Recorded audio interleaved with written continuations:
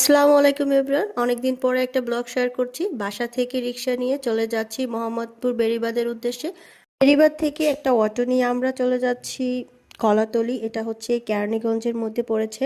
মূলত আমরা এখানে এসেছি সরিষা ক্ষেত দেখতে। আমি এর আগেও অনেকবার সরিষা ক্ষেত দেখেছি, বাট এতটা জায়গা জুড়ে এত সুন্দর আমি আর কখনোই দেখি নাই। মনে হচ্ছিল প্রকৃতি তার মায়ায় আমাদের জন্য হলুদ বিছানা বিছিয়ে রেখেছে। অসম্ভব সুন্দর লাগছিল।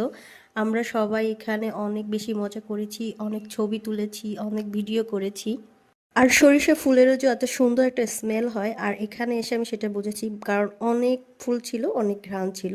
এরপরে আমরা চলে যাচ্ছি তানজিলাদের বাসায়। এখানে এসে দেখি তানজিলাদের বাগানে অনেক ফল, তারপর অনেক ফুল ফুটেছিল, আর ফলের ওয়েটে তো গাছ পুরো পড়েই যাচ্ছে।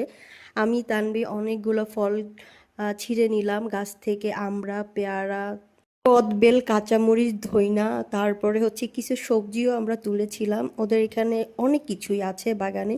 তারপরে বাগান থেকে তুলে নিয়ে আমরা সব কিছু একসাথে ভর্তা বানিয়েছি, এবং ভর্তাটা আমরা খুবই মজা করে খেয়েছি। আর ভর্তা খেয়ে এবার আমরা চলে যাচ্ছি একটা মেলার উদ্দেশ্যে।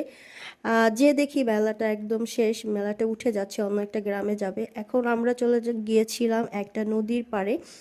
আহ, অসাধারণ বলতে গেলে এই জায়গাটা আমি আর কখনোই আসি নাই, বাট আমার কাছে এত ভালো লেগেছে।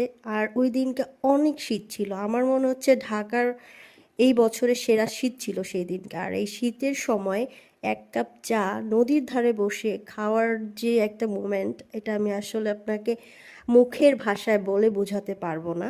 এই জায়গাটা হচ্ছে কলাতলি লেক ভিউ পার্ক, মানে এটার নামই হয়তোবা পরিচিত। আর আমরা মূলত এখানে এসেছিলাম একটা রেস্টুরেন্টে। পরে দেখি ওই রেস্টুরেন্টটা বন্ধ, এই জন্য আমরা অন্য একটা রেস্টুরেন্টে চলে যাই। এটা হচ্ছে কলাতলিতেই অবস্থিত।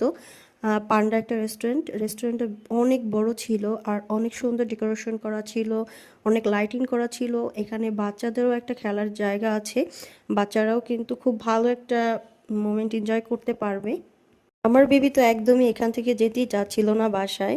এরপরে আমরা অর্ডার করে চাউমিন আর হচ্ছে নাচোস ওরা অনেক পরিমাণে দিয়েছে, আমরা সব শেষ করতে পারিনি, পরে বাসায় নিয়ে এসেছি। আর বাসায় এসে আমি স্কিন কেয়ার করে নিচ্ছি। আমার নাইট স্কিন কেয়ারে প্রথমেই তাকে সেন্টালার লাইট ক্লিনজিং অয়েল, এটা দিয়ে 2 মিনিট মাসাজ করার পরে কোজারেক্সের এই ফেস ওয়াশটা দিয়ে আমি ফেসটাকে ভালো করে ওয়াশ করে নিয়েছি। এবার আমি দিচ্ছি একটা সিরাম।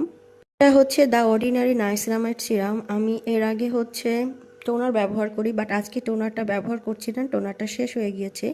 এবার ব্যবহার করছি ডাবল অল ইন অল এই ময়শ্চারাইজার ক্রিমটা। এই ক্রিমটা আমার কাছে অনেক ভালো লাগে, আমার খুবই পছন্দ। আর এটা স্মেল